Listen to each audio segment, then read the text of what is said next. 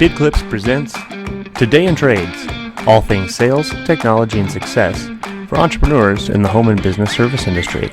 I'm your host, Jim Evans. Good morning, everybody. It's Today in Trades. I'm Jim Evans. We're really excited today about an interview with my favorite professional in the home services space, Sid Graef of Spectrum Windows. Window cleaning, and that's actually full spectrum services for that matter in Missoula, Montana. I've learned much from Sid. I enjoy watching how he runs his company. Every time we're together, I take away something of value. Today is about him, and we're talking about technicians. All we hear is, I can't find good technicians. We can't find quality people. For a lot of us out there, we don't really have that problem because it's also about leadership and other things. And so Sid's going to talk to us about how he finds his team, how he encourages his team. We're going to go through all sorts of different topics. We also have Caleb on with us as well, who will be joining us to help ask questions and dive in with Sid. So, well, Sid, yesterday you were rappelling off of a building. I wasn't joking when I told you I'm jealous. That sounds like a lot of fun. How was it? It was actually nice. Yesterday, thankfully the sun was shining. It hit 42 degrees. We're in the middle of January. It could have been 10 degrees in a completely different scenario. So it was quite fun. I was thinking about that. I said, in Missoula, it could be really exciting and beautiful, or it could be an absolute disaster. So good for you. I'm glad you're safe. And I love that you're still out there with your guys.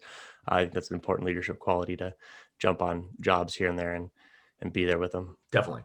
Yeah. And it's amazing the difference it makes when you just send guys out to do stuff or when you show up and do it with them, because your team will develop these ideas that, oh, he's the boss. He just, I don't know what he does. He eats ice cream in front of his computer all day. Who knows? But he never works. That can be the thought. Absolutely. No, that's a really good point. I think sometimes we forget that as leaders, and then we know what we're doing is important, but often we forget about perception and about our and I think it's just a time with empathy. We get a chance to see how our team's doing. There's one thing to pull in a meeting and sit them down. There's nothing to actually be with them while they're working and hear them and feel what they're going through. Yeah, 100%. All right, Sid. Well, I'm going to go ahead and dive in here. The first question is really pressing from my perspective is let's talk about your Google reviews here. So I don't know how much prefacing we've done here, but these are the best I've personally ever seen in terms of the volume and also they're all 5 stars. So for everybody that's listening and watching, they're all 5 stars. So what's up with that? Can you talk about that just a little bit for us? Well, first of all, I want to tell everyone he is 324 5-star. So Sid, are you buying those leads on the black market? 100%. All of them are authentic and honest reviews. That's one of the things that's super important to us, is that every review had to be real. To be transparent, in the beginning, we had all 5 stars. And I had to ask one of my friends that is a customer, I said, please give us a review. I said, but don't give us 5 stars. I need a 4 in there so that it seems like they're not fake. And he's like, can't do it. Sorry. It's going to be a 5. We have buried in there somewhere, there's 1 3-star review and 1 4. We one day, well, I'll tell you, the importance of reviews can't be overstated, because we have a goal to be, the best company in our area, to be the first choice that people make. And so how do people make that buying decision now?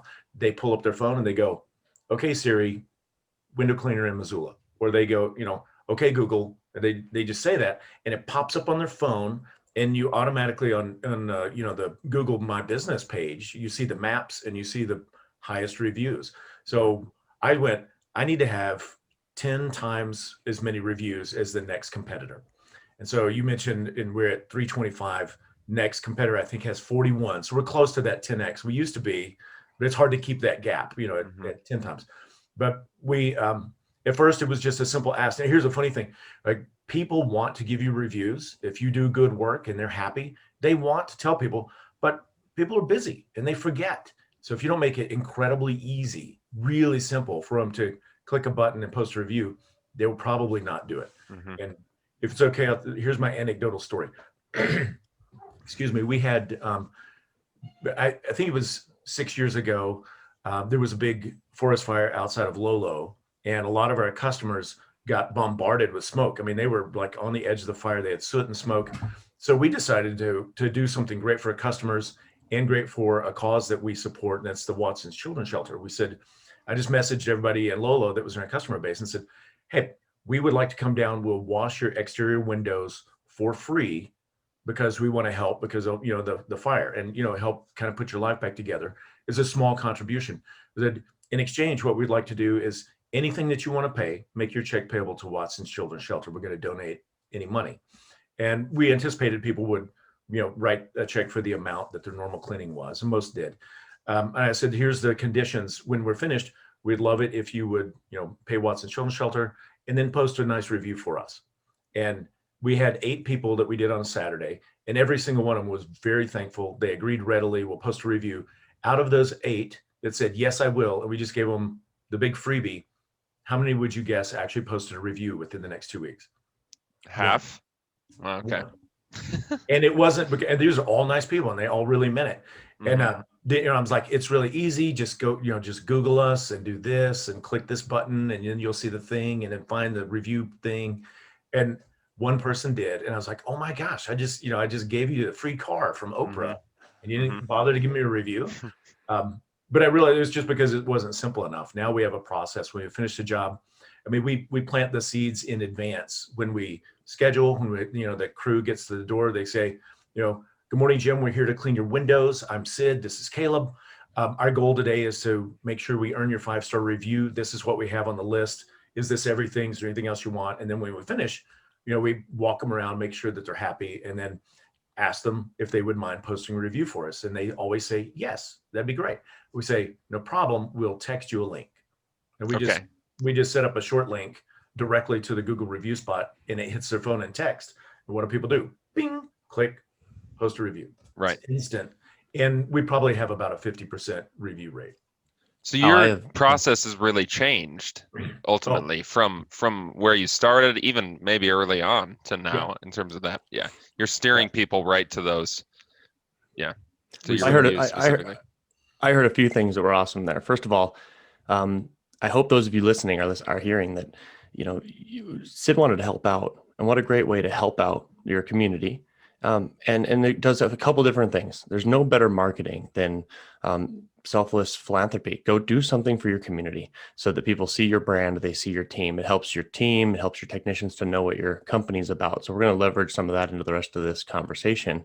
But more importantly, I think Sid had it been easy then, of course, I bet you everybody would have put the review in. So that actually doubles back on our last episode, Caleb, on, Sid just validated the 5 things that winning companies are doing that the losers aren't. And winning companies are using technologies, whether it's Big Clips, Podium, texting, they're getting that link to people easy, thanks to our sponsor Bid Clips, for example, when you hit completed on your job, it automatically emails, texts them, and messages them a link and says, please review us on its own. No one has to push a button.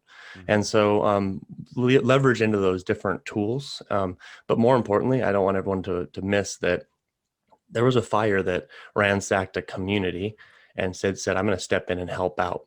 So not only does the reviews are the byproduct, but the actual antidote was grab your team and go do some things for your community. Some of you are new, maybe you're just getting started and you can't afford to do all of that. It can be something as small as an afternoon at the food bank with your technicians. Bringing them along with you to do things for your community is the best way to not only internally build your company and then externally. So Sid, that's actually going to pave a really nice path into the next question, which is, what do you attribute to your success in retaining technicians?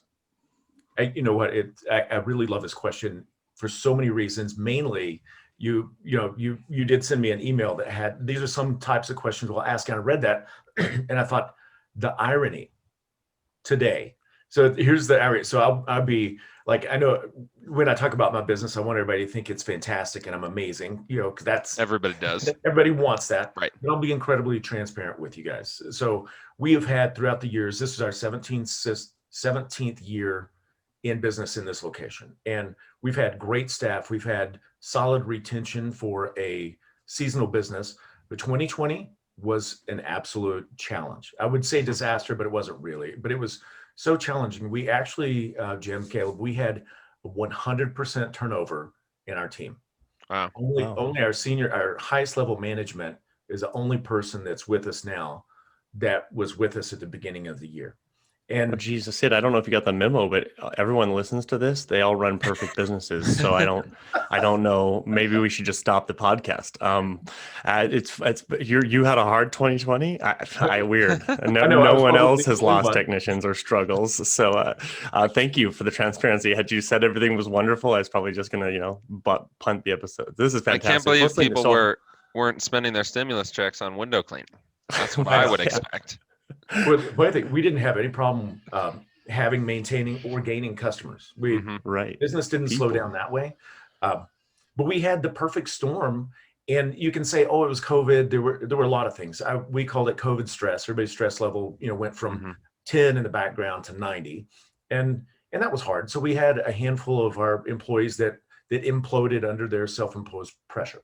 And Hmm. they couldn't have contact with anybody else. And so it didn't work. And they went their own way. And we had a few people that they're like, it's kind of like, due to COVID, I'm moving back to Florida. I'm moving Sure. to Idaho. And so shoot, these guys start. And it was funny because the beginning of the season, I had 5 returning experienced all-stars. I'm like, this is going to be the most amazing year. We're starting with a really solid base. We put culture pieces in place. We're going to rock. And we immediately, we had hired and trained. We had 12 technicians in the field. Everything's running great. I was out of town for a week. And the week after I came back, in a 2-week period, we went from 12 technicians to 5. And Jeez. right in our busy season. So that's worse than a wobbly wheel on a grocery cart. I mean, that's Mhm. troublesome. But it was, well, one of the biggest things about business ownership is you adapt to the scenario. So getting back to, we started with 12, we ended with 0. Right now we have 3 technicians. We are in our slow season as a seasonal business, but we used, a lot of people looked at, I've seen all the memes about, goodbye 2020, don't let the door hit you in the rear, whatever. Like the whole thing is 2020 was horrible. I can't wait for it to be over. I am so grateful for the challenges we had, because I learned more due to the challenges than I ever would have learned if it had just been seamless and perfect. Hmm. And here's what we did. We have this downtime. I took 2 weeks off, no phone, no anything, and just reverse engineered what the outcome needs to be. One of the biggest challenges we've faced with staff as a seasonal business for 17 years is people need to work, or they need income in the winter. So what do? Well, we lay them off for the winter because there's no work. So they either go on unemployment, or they go find another job. And all our best employees go find another job because they're used to work. They love to produce. They're hustlers. And they always go with the promise that I'll see you in the spring, and we keep in touch. And half of them end up just staying with their new job, or they go with a new opportunity. So we don't have the retention base that we want. So we retooled everything. We started with, like, this is the end goal. We want to keep our people, and we want to pay them enough where if they're a dual income family, they could buy a house in Missoula. That means going from, a 9-month technician averaging, 25,000 to make sure they average 35,000. But we pay that over a year's time. So we renewed, or we changed the way we handle our technicians this year. I mean, everything works in theory. We'll see how it works out this year, but we're going to give them teachers pay, where they work 9 months, get 12 months pay. And they're part of the team. That way they don't have to go look for something else. And they have 2.5 full months off. They can go snow ski, they can go to Mexico. They can just, rebuild a motorcycle in their garage all winter long. And then we can pay them more, but that involves retooling almost everything we do. We had to renew the budget. We had to look at, what does it take to support a higher wage? How do we, spread that out over 12 months? And that means, reconditioning our customer base. We have to raise some prices. We have to release some customers. We'll have to expand the way we do things, and all of that. Most people are nervous about raising prices. I am. So we looked at ways, how can we increase our prices, but increase the value we provide even more, to not necessarily justify, everybody understands prices go up, but to make sure that we support the price increase by providing more value than what we're charging. This is a long answer to a very short question.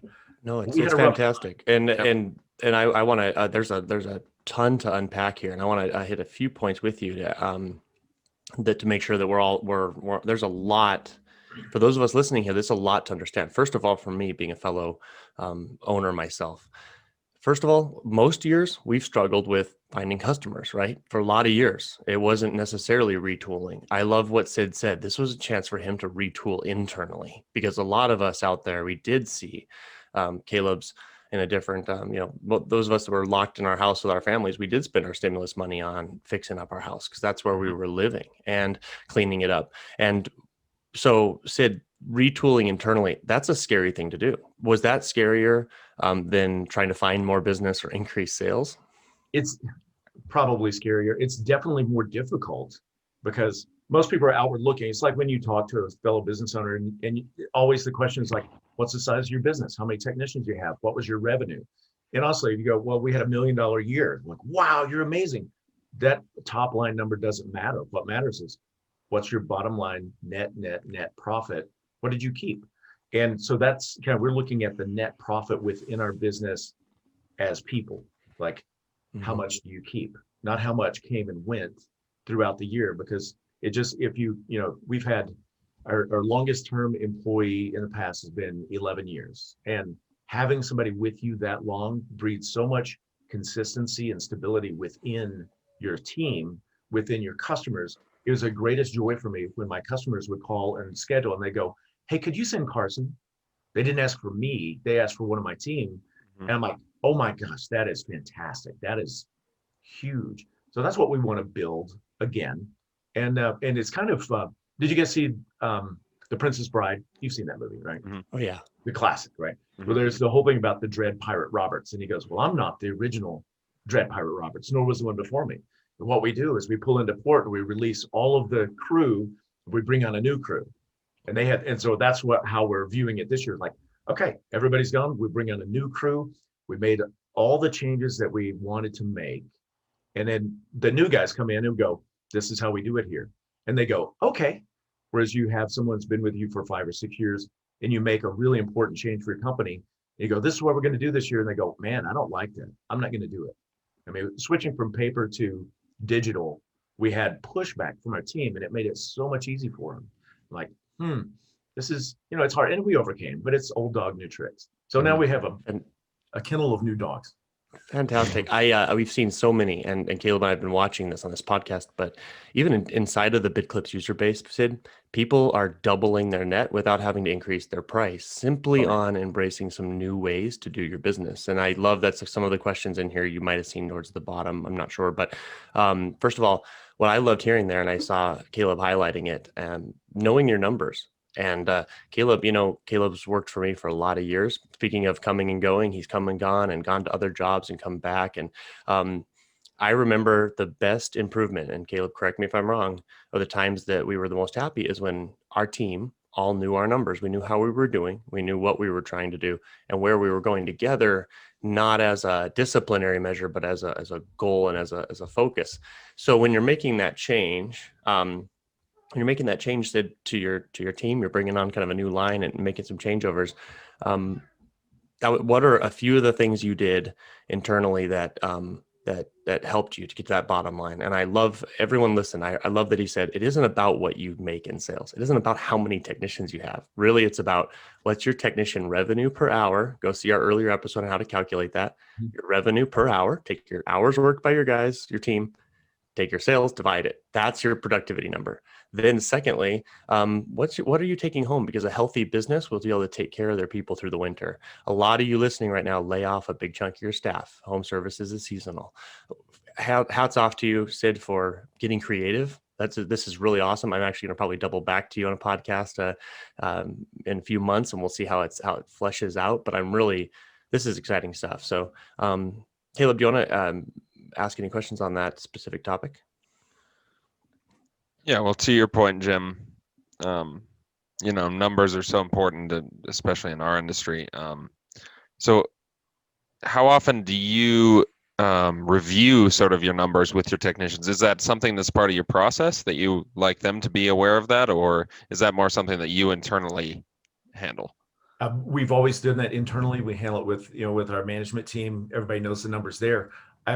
I really would love to hear from you guys, like Jim, how you as an employer turned around and started sharing your numbers with all of the team. That's something I always wanted to do. I make it available. We'll have our Monday muster, and I'll be like, anybody wants to learn how to read a P&L, like, I'm happy to show you. I would, you can ask me anything, and I've just made it available. Like, you can know our numbers, but no one ever said, yeah, I'd like to know your numbers. So I never pursued it, which is very different from what we are doing this year. Like, we've got three main thrusts. One is changing our pay structure, so we have year-round pay.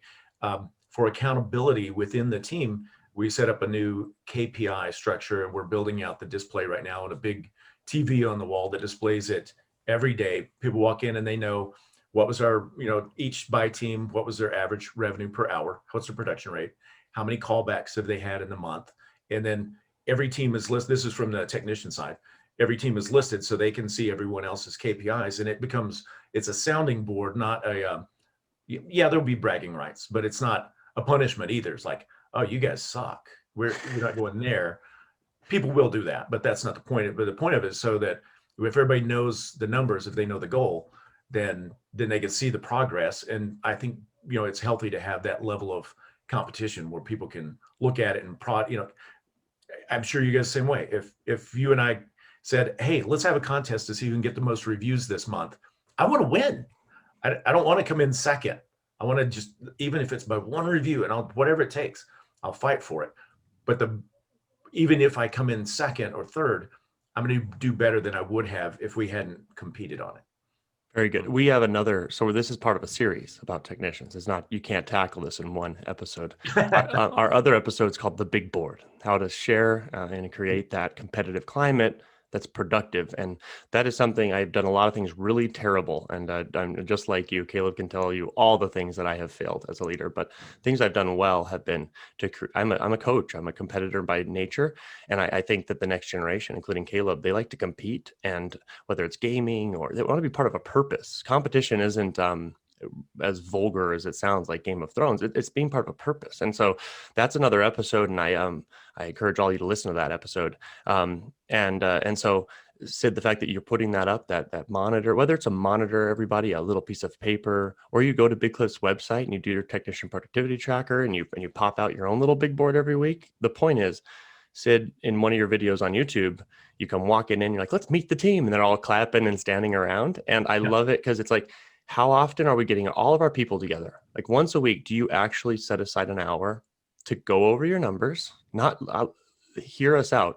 Sid's not saying you go over the numbers so that everyone can beat up on Tommy for not producing. The goal is to get around and say, Caleb, congratulations. You had a great productive week last week. And of course, the technician will say, well, he had the big old job at the hospital, and you can get a little bit of banter. And then, but more importantly is to say, what's it going to take to get all of us and our average higher up, because we're all as strong as our weakest player. And maybe the new guy needs a little bit of help. Where were you in your first 3 months working here, Tom? And bringing stories together so that you can help each other, just like a basketball team or a football team.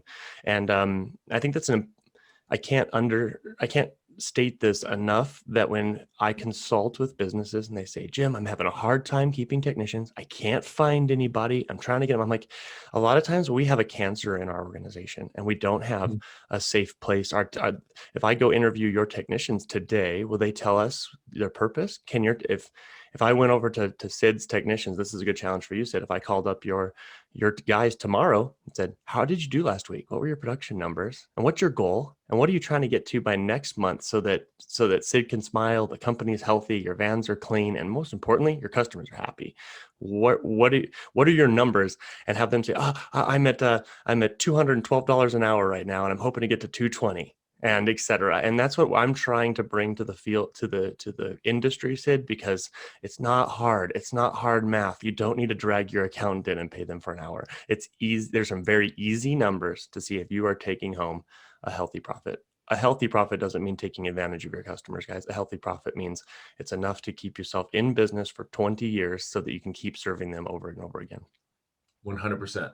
And that's huge. You asked that question, and inside I was like, ooh, I don't think my guys could answer that question. They would have a vague, like, yeah, we did pretty good. I don't know. We don't have the big board up yet. Another aspect you talk about, we call it the Monday morning meeting. It's the triple M. But for years I resisted that because when we sat down with, you put 10 guys sitting around the table, I'm like, oh my God, this is costing me $200 an hour. Yep. Well, it's not. It's just what you're doing is sharpening your saw so that every swing with the axe after that is more productive, more effective, and better. What I tell owners is they're going to go over to the water cooler or the flat glass table, and they're just going to talk about their weekend anyways. So you might as well talk about it in context of the team. It's more they're going to do it, so harness it together instead of fighting against it. Well, there's something to be said for us that we are commission based, or we were before this, and we still are to an extent.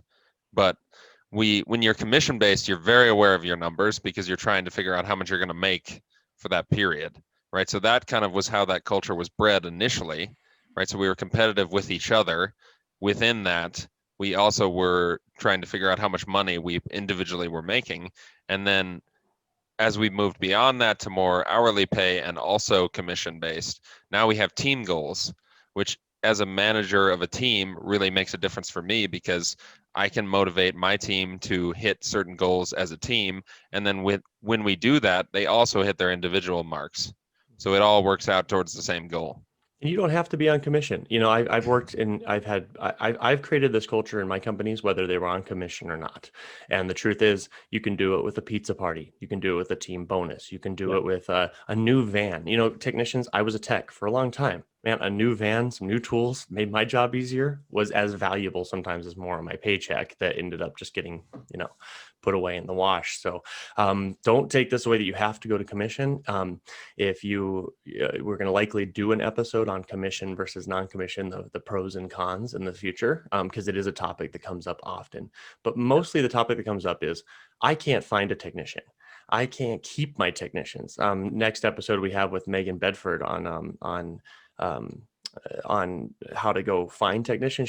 She nails it. But what I love about Sid and what we're here today, and we're going to keep diving in here on these next couple of questions, is how you keep technicians. And I know you had a turnover this year, Sid, but you've built a culture. And you even said in your video, you've trained over 100 window washers. One of our questions is, where did they all go? Do you have any favorite stories from former employees with regards to like what they're doing now? Did they all go to your competitors? You touched on that a little bit when you said they got other jobs and sometimes didn't come back. But how do you kind of tap into that pool, and how do you see yourself with that? Because at first I think people think, wow, you've trained 100 window washers. Man, that's exhausting. Talk about that a little bit. Yeah, and it sounds like a lot. I'm always surprised. Like if I look on our payroll software, and there's the sections as former employees, and I go, oh my God, that list is so long. Where did these people go? And you try to remember everybody. We definitely have favorites. Most of us small, business owners, we're looking for the rock star. And so I remember the rock stars like Ramiro. Ramiro came to us, and on his third day, he was pacing with a guy that had been with us for 2 years. I mean, I'm like, have you ever done this before? No. It just made sense to him though. And he was a rock climber. We lean toward rock climbers because they're always solution oriented, and they know how to make things work. I mean, and they can swing from a building in the snowstorm, right. 20 stories up. That's right. When in that context, I've taught a lot of people how to clean windows, but I've never taught someone how to be not afraid of heights. So being afraid of heights can be a deal breaker for our business. So we look for people that are naturally drawn to, excitement or heights. And then we teach them how to be safe, which is its own beast. But it's funny, Ramiro called me yesterday. He worked with us for 1 season, and now he lives in Bend, Oregon with his wife and 3 children, and they own a window cleaning business, and they're in their 5th year. So he after he moved, he's like, wow, that was really good business. I did well. And so he started his own. And now he calls me about once a quarter and asks me about different things. They were going through the same sort of growth patterns everybody else. His wife says, I don't want to run the office anymore, but I don't know if somebody else can do it because I don't have any systems. And I'm sure that's another episode for you guys. So anyway, so we have a lot of the guys that work for me. We became friends. We keep in touch. I always invite them to our beer and cigar night or whiskey cigar, whatever we do. We have some culture pieces and our annual party. And then, some people drift off. I don't know. There are probably 3 that went on into their own window cleaning business. Most of them, this is kind of a double-edged sword. I don't know how to say it. Double-edged sword for me. I'm very committed to helping people progress in life. And a lot of the young men and women that come to work for us, they're looking at it as a summer job. They're not looking at a Right. career. They're not thinking I'm going to stay here for 10 years. They're like, hey, I'm actually going to school to get my degree in wildlife biology. So that doesn't pair well with being a window cleaner for life.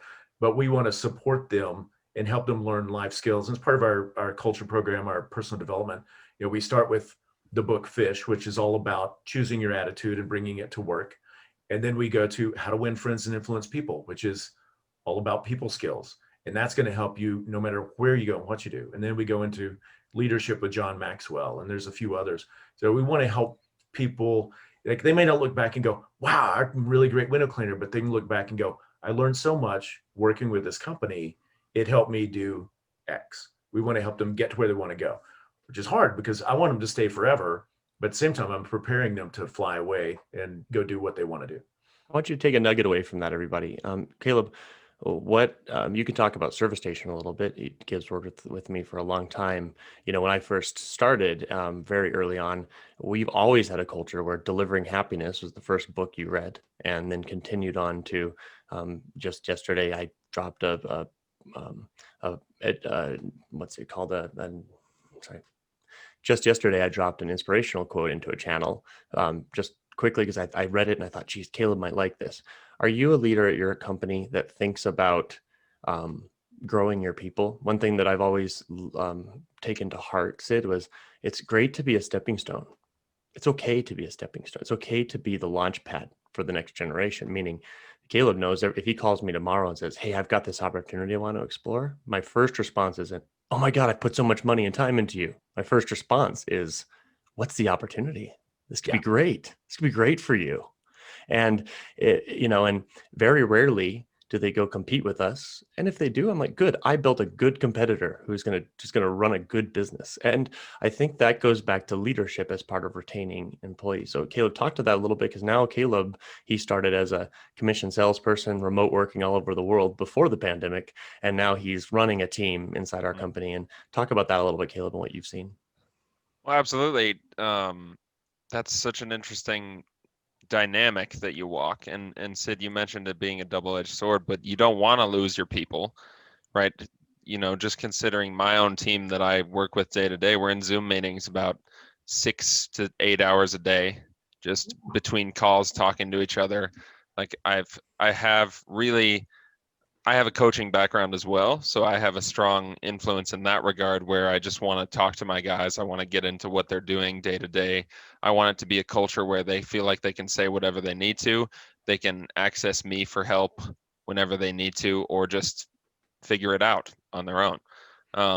And so that part of this, as a team leader, certainly if I were to lose one of my guys, especially one of my better guys, that hurts me for my productivity, for my phone answering, for all of that. But you just have to be comfortable with that aspect of it, where if it's a great opportunity, by all means, that's good for you. And Jim, of course, has always been open about that with me. And so I think him giving me those opportunities has bred that within me as well as a team leader.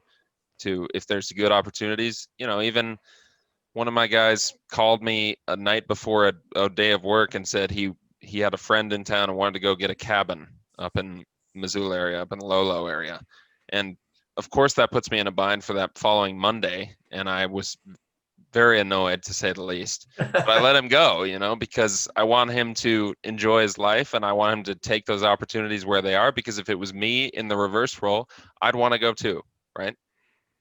And that's what keeps people around, is us caring for them. Now, that same token, there are times, I remember a couple years ago, Caleb called me. It was you or Gabe, I can't remember, called me and said, hey, boss, we're going to cut out a little early and go golfing. And it was like 3 p.m. on like a Friday. And I said, no, you are not. We have commitments here. We won't have enough coverage. We made a promise to our client, and I would love to golf. That sounds fantastic, but no, I need you to take one for the team. So there's both sides of that coin. And I think that's really important. And so I just wanted our listeners to hear from all three of us that the one common factor we see in these shops who have great employees and a great team, it starts with the top. And you can't hear that enough. And if you keep hearing that from people in your life, Go into a mastermind group. I know Sid's part of that. Get with some peers. Read John Maxwell. My father's a John Maxwell coach.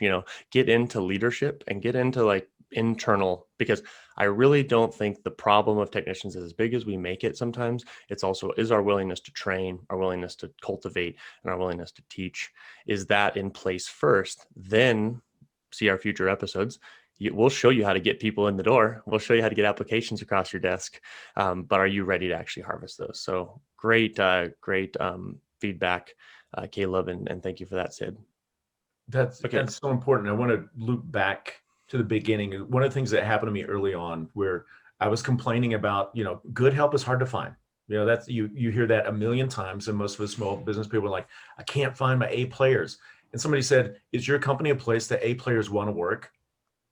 And I went, oh crap. Like you have to build from the inside out. If you want to have a rock star team, you need to be the kind of company where rock stars want to work. Why do people want to go work at Google? Super creative. They have free food. They've a popcorn machine and a ping pong table. I don't know what their culture is, but they have a giant culture piece that's part of the workplace. And so we can't have foosball and ping pong all day long, but what can we do as a team that makes it appealing? One, people's need has to be met. They got to make enough money to want to stay. So they're not just like searching for the next, 50-cent raise somewhere else.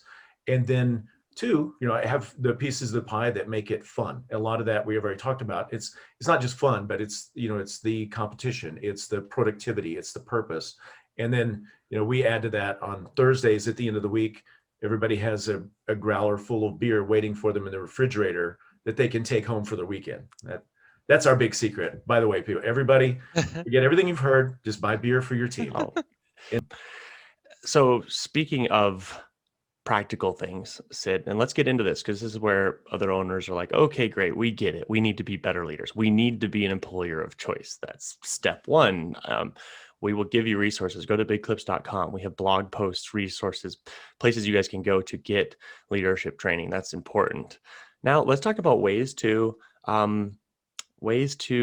take care of your technicians, because part of being an employer of choice is to be able to pay them well. And as you said earlier, we're going into 2021. I don't want to go increase prices on customers. Now, we've seen some users, Sid, that have doubled their net profit this year without increasing their price $1 over the year before. And they did it through things like charging in-home consultations instead of driving around for free all the time. They actually calculated how much they drove around for free.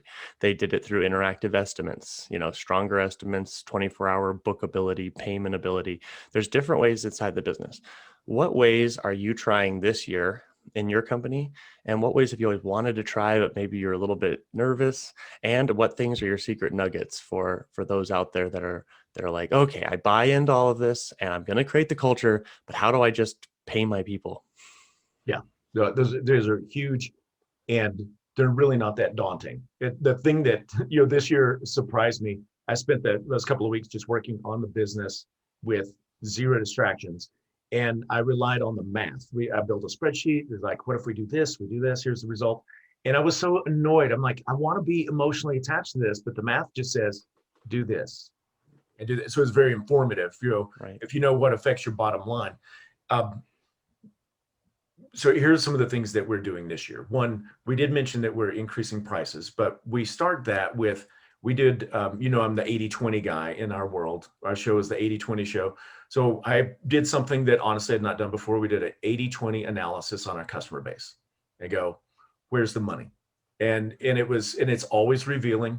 I ran the numbers, like 45% of our customers provide 82% of the revenue. That means 55% of the customers only provided 18% of our total revenue. And most of that was very low profit margin revenue. It wasn't even great revenue. So you go, if you were just thinking business and, not being ruthless, but just go by the numbers, you go, the first thing I'm going to do is release the bottom half of my customer base, because they only produce 15% of the revenue. So half of the phone calls, headache, scheduling goes away. And then you free yourself up with a little bit of time to fill in with higher quality work. You instantly, like this, it's so counterintuitive to say, I fired half my customers and my profit went up, but that's exactly what will happen. Yes. But And then, but that's scary, because you want to be a company that says yes, right? You want to be a company that comes in. When you did that breakdown, did you find it was geographical? Was it accounts versus cash? How did you identify that 15%? some of it was geographical. We really, I mean, it was very top level. It was just, what's the average ticket? Where does it fall? Who paid us more overall? Because most of our, I mean, your economies of scale, most people that are, if the ticket was 1,500, it was probably more profitable than $150 job, because you have the same drive time, the same setup time, the same two technicians. You're going to make more on a bigger ticket usually if it's bid correctly. So we didn't dig real deep in our KPI world with the CRM that we use. We couldn't get as granular as we wanted to find out what was the profitability on each job. So we just started with that top line. Okay, Right. how much does this customer pay us? And so a simple adjustment for us, as far as practical, is we go, our current minimum charge is $100, and that covers we don't lose money at 100 sending a two-man team out, but we're raising that to 150. Mm-hmm. So anybody that paid 125 last year will have to pay 150. But we can offer, it's like, while we're there, why don't we clean the gutters?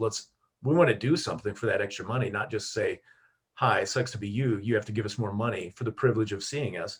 That's not correct, in my opinion. Right. So, and some people will say, hey, you know what? That's too much. I'm not going to do it. And they'll go somewhere else, and then we'll move forward. But it's kind of, you got to clean out your refrigerator once in a while. And there's something in the back corner. You go, this does not serve me anymore. I no longer need, wasabi from 1988. Let's get rid of that. Yep. And it's just not a good fit. So that was one thing. Something else that was very revealing, and I learned a lot of this from you in Bid Clips. We had a new office manager in 2020 that was not from the area. She'd never cleaned a window. She hadn't been with us. And I'm like, how can I simplify everything as much as possible so the new person doesn't know anything about it, can just follow a checklist and fill in the blanks and get a reliable result? And that came from, so many people, as we mentioned earlier, when they look for a window cleaner, they just go grab their phone, say window cleaner Missoula, bing. And if they see you and they like you, most of the time they hit call. A few times they go to your website, but they, like, for us, our experience has been, they hit the button, they just call us. Mm-hmm. And so somebody, friendly voice says, thanks for calling Spectrum Window Cleaning. This is Kathy. How may I help you? And they go, yeah, I'd like to get an estimate. Great. We have the checklist. Have you worked with us before? Have we done, da, da, da. And then we tried to, we took away, this is answering your other question directly. What did you do to increase profits without adding new customers, without, like, how'd you do that internally? We stopped driving around for free, because my time or my lead salesperson's time, if you got a list of 10 bids to go do, it takes 30 minutes each when you add in drive time. And ours is a really simple model. We're not measuring, so we just walk around the house, count. We've got a formula, boop, boop, boop. We're done. 30 minutes a piece. But when that phone call comes in, if they can get a general idea of how much it's going to be and book the call on the spot, we just saved a half an hour. Well, you have to close 7 of those just to pay for you and your lead estimator's time, because you're usually the most skilled person that's out doing the estimates in a lot of business cases. So that's an undue pressure when half of those customers might just kind of want to know what it costs, because they just want to know. They might have nothing to do with how good you are or the price point. It might just be, oh, well, that was good to know. I didn't know if it was 500 or 5,000. Thanks for telling me, Sid. I'll let you know once we sell the house. Yeah, exactly. What a waste of your time when you're like, you killed it on every level. You did a great job, and nothing you can do. So very good. So you took away driving around, took away some of the free estimates. You made it easy for your, just repeating, make sure I heard everything. You made it easy for your manager, your phone person to answer to be able to, what data points do we need quickly? And then then geographically, for those of you that don't know, Missoula has a big pinwheel of valleys, and we can get calls from a very nice ranch 200 miles away. Good job, but 200 miles away. Want to go look at it? 200 miles away. Would love to give them a free estimate 200 miles away. So Responsibid, Bid Clips, jerry rig your own way to do it. Being able to give people an estimate that's close enough that you hope not to go over, and get some money deposited is a great way to secure that $200 mile, beautiful, but 200 mile drive. Yeah, because really, I mean, who wants to be in business doing great work to lose money? Yeah, no one. I mean, that's not the point. And it's Well, not some all of us about do it the every day, and because we're gluttons for habit, but none of us like to do it, right? And that's I want you to hear that, everybody. We are busy. We're not great busy. Everybody tells me they're so busy this year, and I just need you to lean into Sid's 80/20 program, lead into these things because you can't be unprofitable busy, or you're just working your way out of a job, and that's so frustrating. So I hope you hear what was just said. And at the lowest level, and this is kind of a quick wake up, everyone, if you've fallen asleep at the wheel listening to this, know your numbers, profile your customers. And here's what I like to ask people: what's the cost to qualify? What's your cost of qualifying the customer? Because you don't want to say no to people, but you have to qualify. You have to say, is this for you or not? It's your filter of is this going to be a good relationship? What is that costing you right now? And when businesses really dive in, they find out they're spending a lot of money on estimates and on chasing people around.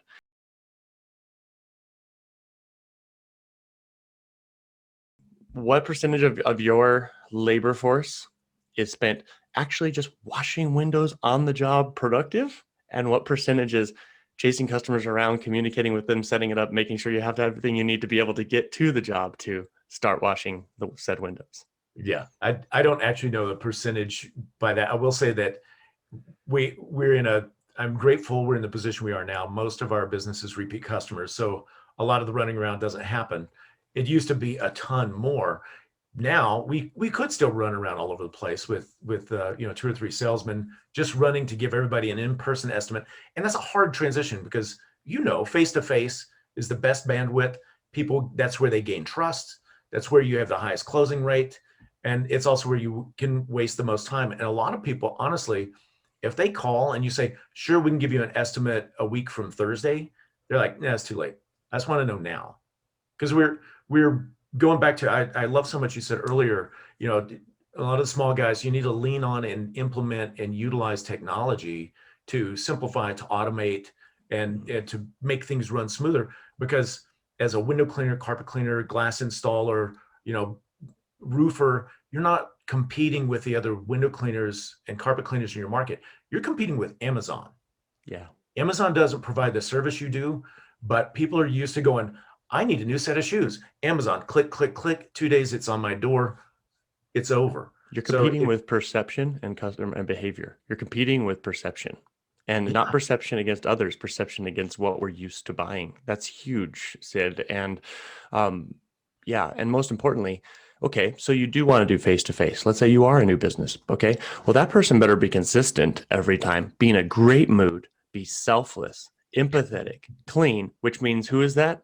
Usually just the owner. it's the owner. How valuable is your time to drive around to 10 possible new clients a day and not being with your technicians, getting their temperature, building strength? So if you don't have a way for your business to present itself automatically, every time with the same video, with the same presentation, like bid clips, again, responsive bid, there's so many great technologies coming up that are not hard to use, that are as easy as email, which I know a lot of you are like, we're still writing things down, Jim, like my nameless boat mechanic. This was also the estimate, and now it's the bill. It's a pink piece of paper, and he won't accept credit cards because he doesn't want to pay 3%. So I'll pay him in a week, and he did the work 3 months ago.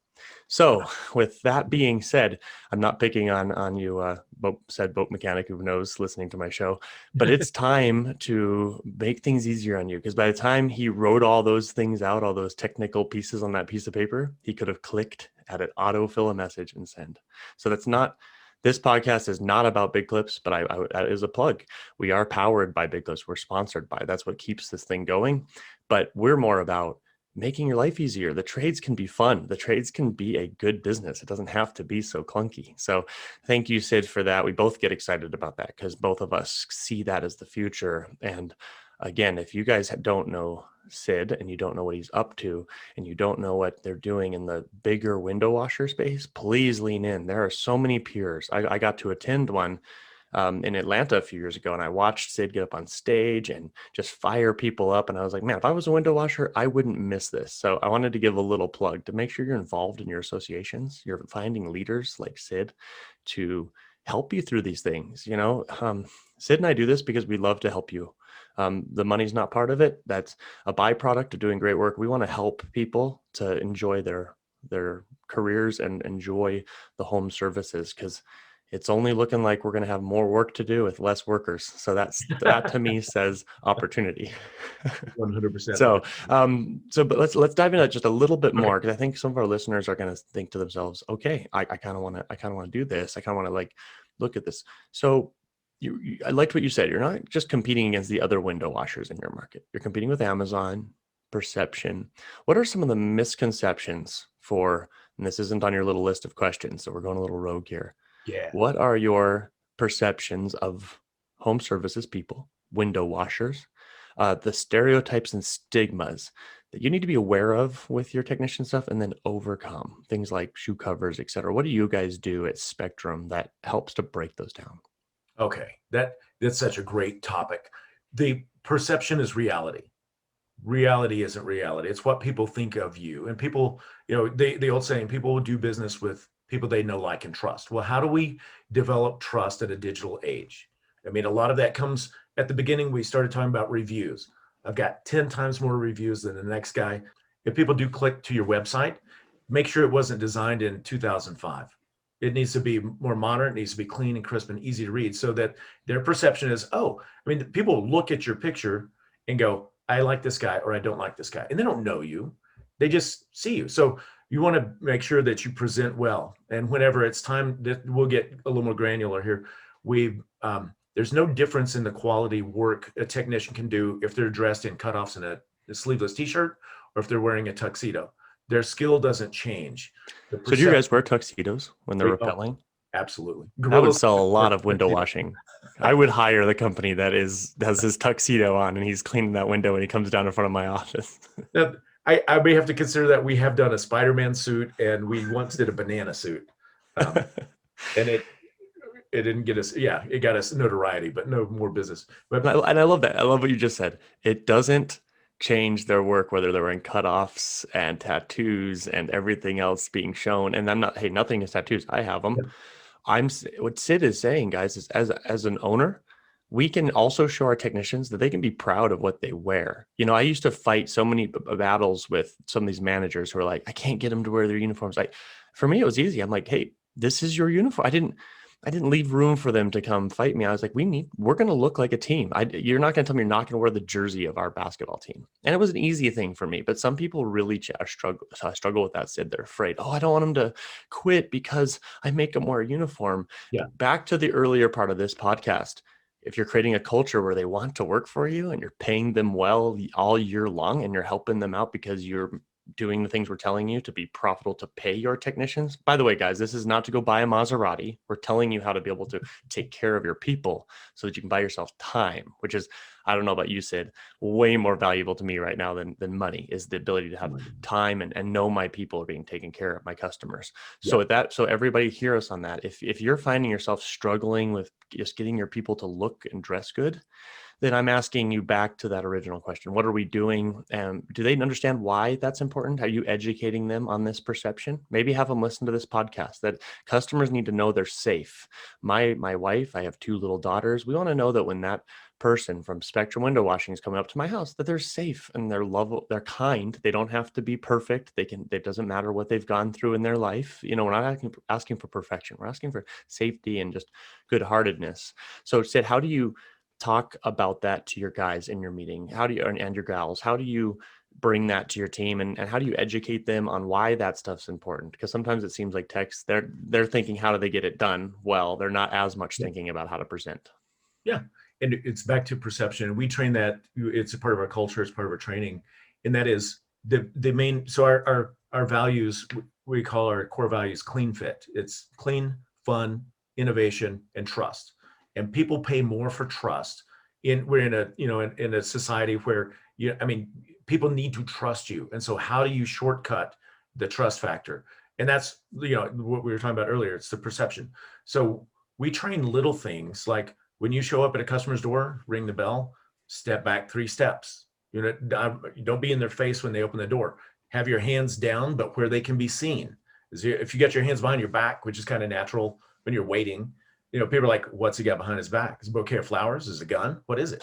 Like, make sure that everything is obvious. We went to, we got a polo, we got a really nice logo. It's designed on there. People look sharp. It's khaki pants and a blue shirt. We look like we work at Best Buy, but we get the Spectrum logo. Well, and real quick on that, guys, it's not that much more today. And I have a great guy in Missoula, but it's not that much more to get a Sport Tech polo than a cotton. It's not much more. I'm talking $10 a shirt, 15. I know you're like, oh, $10 a shirt times 10 guys.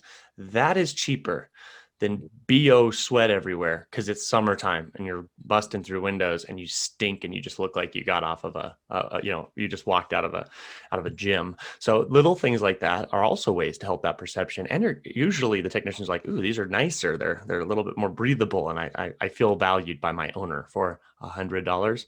They waste that much money just chatting around the water cooler on Monday morning. So are you to put that money towards things that help them out? So there's little ways to not be cheap to be effective. Yeah, 100%. Oh my gosh. So we surveyed, we were talking about mastermind groups. We had a mastermind thing going here in Missoula for a while. And it was about half male, half female. So one day I just asked if all the ladies would stay, I wanted to interview them or ask them questions about our business.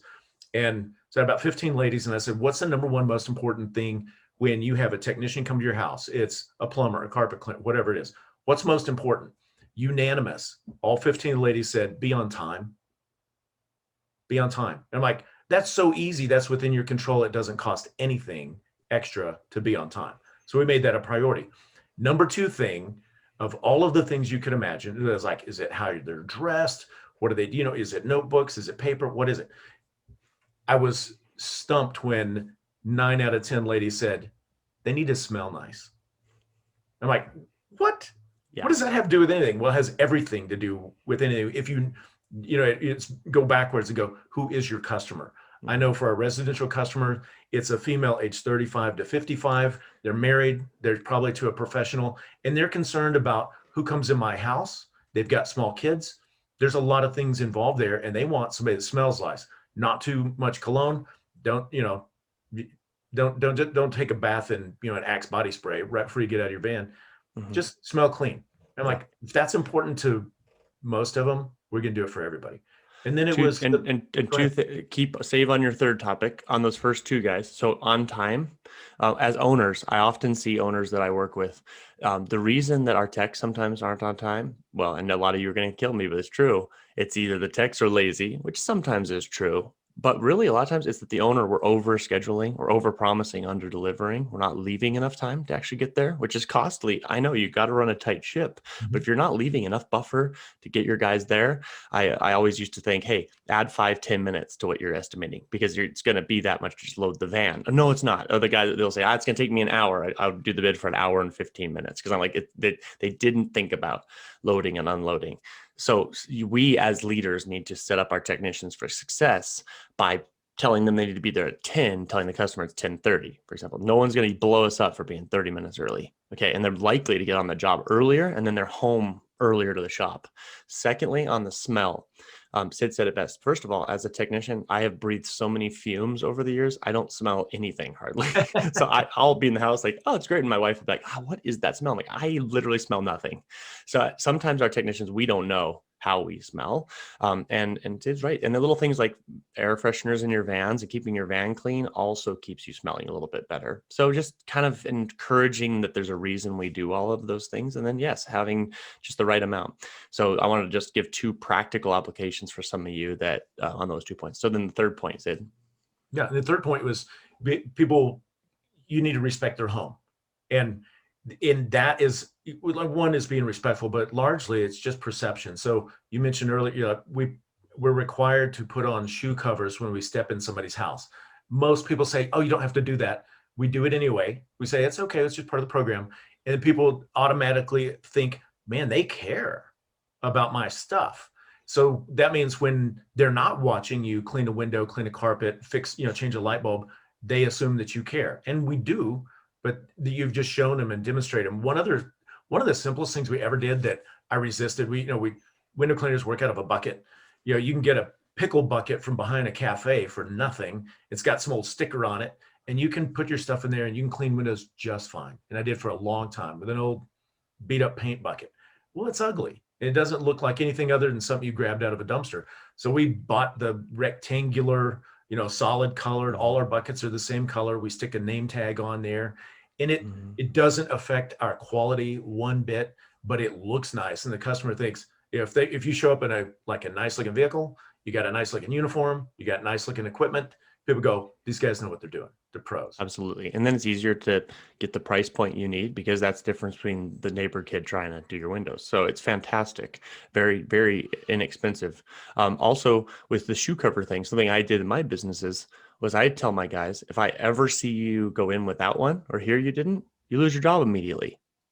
And I said, but if you ever see me go into a home without putting my shoe covers on and taking care and cleaning up, I'll give you my business. And I made it yeah. And it was great because they were like, okay. He's not sitting in his office, reading something from Sid's blog post or email or something and passing it down. He's like, I'm going to walk the walk with you. And there's nothing better than when you're training a new technician or something, to go with them. Let them do the work, of course. You can see how their workmanship is. For non-window washers listening, go with them. But also when you walk up to the customer, say, hey, here's how we step back together. And then hand them a business card. Don't just shake their hand. If they lean their hand out to shake, you can shake it, but don't put your hand out, because that can be really intimidating for some people, especially post-COVID. Don't just go in for the elbow tap. Read the room. And then secondly, one thing I used to teach my technicians was, don't point out any specific thing in the home. Say, this is a lovely home, Mrs. Thompson. Don't say, ooh, it's a nice 60-inch flat screen. Because if that flat screen goes missing, you're the first primary suspect. And little things like that, my guys and girls would just laugh. They're like, they're like, okay, I didn't think about these things. And what's also fun is I say, hey, I'm going to teach you some things on life. And if Sid and his wife invite me to dinner, I follow the same protocol. Lovely home, Graefs. Not, ooh, man, would I like to get my hands on that Hartley, or just being mindful of how we're holding ourselves. And we teach that to my daughters. Why wouldn't I help my technicians? Because oftentimes they just have never been taught these things, and so if you treat it as, I do this too, you're more likely to get your technicians to engage. Very much so. And one of the key things in this, so I'm coming from the background of, I was a solo operator for a decade, a guy with a helper in a van with a bucket. And all I was trying to do was pay rent and feed my kids. And then one day I was like, wait a second, I need to turn this into a business. We can serve a lot more people. We can do a lot of good things. I have my reasons. But a lot of these challenges or these changes, I thought, oh, they're too expensive. They're too time consuming, or I'm moving so fast. I just expect my technicians to know what I'm thinking, which they don't. So just back it all the way up to set your expectations at the beginning, explain why, and then lead by example. And it's really that simple. So if you want people to be on time, be on time. Tell them we're going to be on time and here's why. And then, I loved your example of if you don't have on your shoe covers, you don't have a job. But if I don't do it, you get my business. That is commitment. Yeah, you have to. And you have to, because I was a technician, and anytime that our bosses would bring something down the pipe, I want to, you don't want to embrace it right away. So you're going to test the level of commitment. Is this a phase Sid's going through after his hoorah leadership camp? Or is this Sid's heart? And then secondly, this is all relationship. And the only reason I go as abrasive as you lose your job, just like my service station team knows, I will forgive anything. I will work. There's not a mistake. I tell them on their first day, there's not a mistake I can't fix that you could do that I can't fix. Not one. I am the customer whisperer, not a mistake. But if you ever hurt our customers by swearing at them or getting angry, you're done, because the customer is my number one relationship, and tied with my number one relationship. And this is where I want everyone to hear us. Tied with my number one relationship with the customer is my relationship with my team. If you don't value your employees as much as you value your customers, you have a losing strategy. They have to feel that they're your number one customer first. It doesn't mean you cower to them, just like I hope you don't do to customers all the time, or bend over backwards, have an unhealthy, dysfunctional relationship. You have a good relationship. And I often would tell my technicians, hey, I'm going to teach you about relationships, because this applies to a marriage. It applies to a partner. It applies to a father-son, a father-daughter.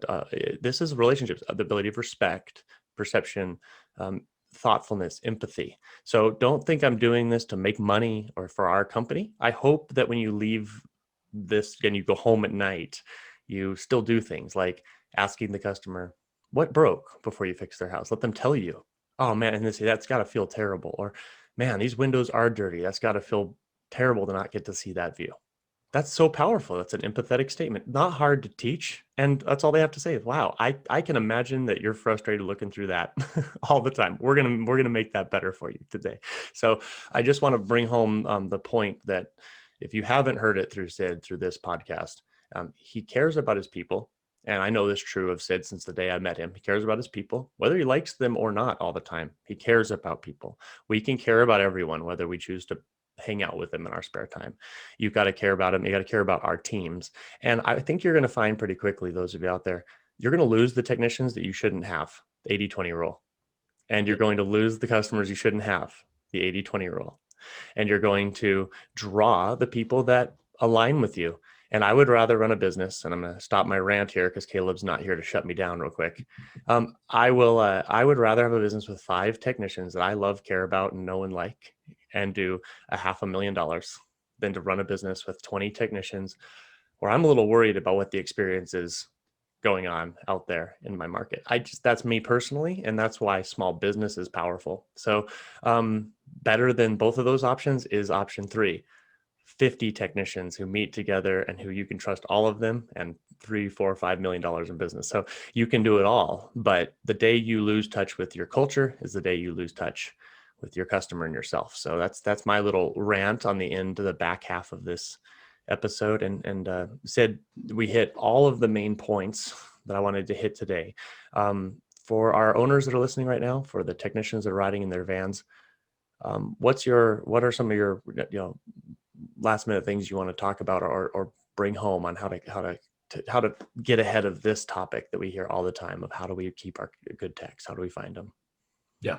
I want to say that I want to give everybody an easy button you just heard a lot of great ideas like, oh, we could do this, we could change this, we could implement this. And change makes most people nervous. But today, in the world we live in COVID world, you have the perfect reason to make any change that you want to make, whether it's with your technicians, your customers, within yourself. You like define what it is you want to change. And then you just tell your team or your customer, like, due to COVID, we're doing this. And nobody questions you. And it's the stuff that you wanted to do anyway. So just use the easy button and say, due to COVID, we're only accepting credit cards, and we have to have a card on file before we come to your home. Or, fill in the blank, anything that you've always, because I'm talking to you driving your van. You wanted to do some cool stuff, but you're afraid that your lead technician, Bob, would say, I'm not wearing a uniform, man. It breaks my style. And you go, you know what? Due to COVID, we've had to make some changes, and this is one of them. Here's your uniform shirt. Got to be khaki pants. Got to be tucked in. I'm wearing the same thing. We're all wearing the same thing. This is how we're going to do it. And then, whatever the standard is, just put it in place. You don't have to use that excuse, but just decide in advance how it's going to be and then lay it out. Walk the walk and then don't budge on the line. And you'll find, I'm telling you guys, I've worked with hundreds of business owners. Bob, if you're authentic and you mean it and you're doing it with love, I've not seen a Bob actually walk away. A good lead tech you want to keep. They're like, okay, I respect that. Let's do it. It's when they feel the little, you sure that's what you want to do? It gets a little bit like, I'm just going to wait it out until it goes away.